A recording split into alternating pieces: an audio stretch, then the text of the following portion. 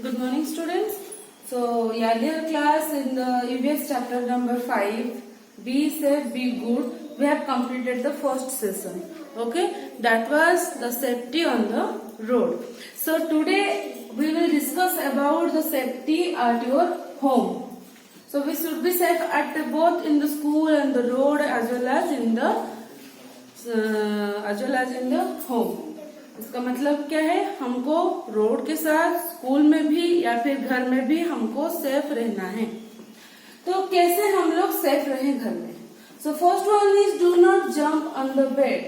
So sometimes we have seen that students you are just jumping on the beds your at a home और other in some places where if any incident happen or accident happen you may got hot. तो अगर तुम लोग यहाँ पर jump करते हो, पैर फिसल गया, कुछ भी एक्सीडेंट हो गया तो तुमको चोट लग सकते हैं. Second thing, do not play with fire. Fire you know that is आग.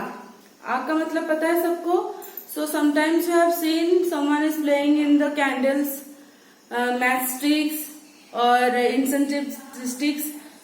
सो ये हम लोग फायर का मतलब ये नहीं है कहीं पर बहुत सारे आग जल रहे हैं हम लोग उसके साथ खेल रहे हैं.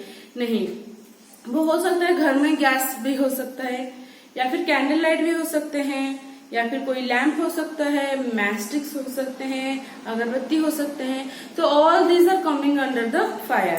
सो don't play with the fire. तो तुम लोग अगर खेलोगे तो क्या प्रॉब्लम होगी, तुम लोग को तुम्हारा हाथ जल सकता है या फिर कुछ बड़ा इंसिडेंट भी हो सकता है. पटाखे भी फोड़ना गलत बात है. बड़े लोग फोड़ते हैं तो दूर से रहकर देखना है उसको. क्रैकर्स वगैरह में हाथ लगाना नहीं है. सो दिस में बी वेरी सीवियर एक्सीडेंट. तो इससे क्या हो सकता है, बहुत बड़ी चोट लग सकते हैं. Third number, do not touch blade और नाइफ. ब्लेड पता है तुम लोग को, ब्लेड के साथ, छुरी के साथ, चाकू के साथ या फिर कोई नुकीले सामान, कोई चीज हो उसके साथ खेलना मना है. उससे खेलते नहीं है. उससे क्या कैसे हो सकता है, तुम्हारा हाथ भी कट सकते हैं और फिर कुछ बड़ा भी कुछ हो सकता है. तो इसलिए उनको टच नहीं करना है. If you get hurt then tell your parents. So sometimes you get hurt in the school, maybe in the home and you are just hiding all of this. तो तुम लोग उसको क्या करते हो, छुपा लेते हो, बोलते नहीं हम किसी को. तो वो बहुत सीवियर हो जाता है, वो बहुत बड़ा हो जाता है. तो जब भी तुमको कोई भी चोट लगती है तो तुमको अपने पेरेंट्स को या फिर टीचर्स को तुरंत बताना है. Next is your good habits. So these are the safety at your home. Then good habits which makes you a better student और better person. So we should learn everything about the good habits. Both from the school and the home we learn good habits. From our parents, maybe brother, sister, parents, or from the school, that means from the elder brothers, sisters or teachers, we learn the good habits. So some points are written here. Stand in a line. So whenever you are going anywhere, that may be in your assembly hall, maybe in your classroom, otherwise the playground, or in a whenever you are waiting for a bus, so you should be in a line. तुमको school में हो रहा है, assembly से school class को जा रहे हो या फिर खेलने के लिए क्लास से आ रहे हो या फिर छुट्टी होने के बाद घर जा रहे हो, तो तुमको क्या करना चाहिए, हमेशा अपने लाइन के साथ ही जाना है. तुमको लाइन ब्रेक करके इधर उधर भागना नहीं है. That is a good habit. तुमको कोई नहीं बोल रहा है कि ऐसे नहीं करने से कुछ नहीं होगा, वैसे कुछ नहीं होता, लेकिन इससे पता चलता है you are a good boy और girl. Then don't push others. हम लोग जब जाते हैं हम लोग पुश करते हैं, धकेल देते हैं. पहले वाले जो हमारे आगे है धकेल देते हो तुम लोग. तो ये करना है बैड हैबिट्स. तो गुड हैबिट्स क्या है, just wait for your turn. तुम्हारा बारी आने तक तुम वेट करो. जो आगे है उसको धकेलो मत, धक्का मत दो, शायद उसको चोट भी लग सकते हैं.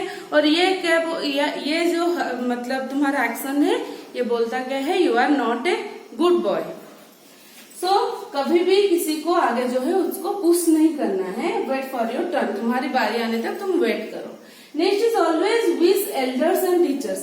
So whenever we are meeting first time in the day or after a long period, we have to wish the others. that maybe your elders, maybe your elder brothers, sisters, maybe your teachers, whenever you are just meeting them first time, you have to wish good morning or good night. You have to wish. That this is a very good habit. Then thank you. You have whenever you have got something unexpected or someone is giving something, you have to say thank you. This is a manner. So you have to obey this. Whenever you are getting something, you have to say thank you to others who is just giving to you. Then please, whenever you want something, you want to borrow something, you want to take some item of your friend or a book or pencil, so you have to say please. This is a request. So whenever you are getting, just give it to me. Just don't say like this. Give it to me. इसको मुझे दो. ऐसा नहीं बोलना चाहिए. Please give it to me. So this is a request that may be acceptable, not maybe. So you have to say please. Then is a sorry. तुम अगर कुछ गलत कर लिए हो किसी के साथ तो तुमको सॉरी बोलना है. तो ये है गुड हैबिट. सॉरी नहीं बोलोगे तो तुम पता चलेगा कि तुम अच्छे बच्चे नहीं हो. So whenever you are doing some mistake, you have to say sorry to others. Then keep your bag, books, toys in that place. Whenever you are playing with the toys, whenever you are just coming from the school, you have to maintain your decorum. That means you have to keep your bag at the place of bag. You have to put all the books and pencil and compass with that place. And after playing, you have to make arrange and keep at that place of toys. If you don't know where it have to keep, then just ask the elders. अगर तुम लोग को पता नहीं है कि toys कहाँ रखनी है, बुक्स कहाँ रखनी है, या फिर तुम्हारा बैग वगैरह है जो भी है कहाँ रखने हैं, तो तुम लोग तुम्हारे घर के जो एल्डर है, बड़े हैं और पेरेंट्स से तुम उसको पूछ सकते हो.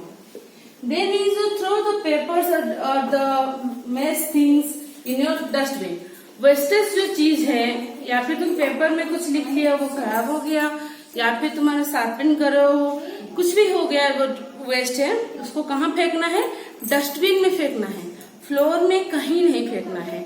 फ्रूट्स खा लिए, उसके पील्स निकल आए, तो ये सब क्या है, छिलका वगैरह जो भी है, you have to throw into the dustbin. Dustbin में तुमको जाके थ्रो करना है. Only in the dustbin. Don't write anything in the walls. Table के ऊपर, बेंच के ऊपर या फिर वॉल के ऊपर लिखना बैड हैबिट्स है. So you have to obey that. You don't write anything in the walls and your tables and chairs of a school or maybe you're in your home. Then make your bed after wake up. You have to make your bed properly after wake up in the morning or anytime you are just sleeping or taking rest. Okay, you shouldn't wake up like this और बिस्तर ऐसे गंदा पड़ा है और तुम लोग उठ गए.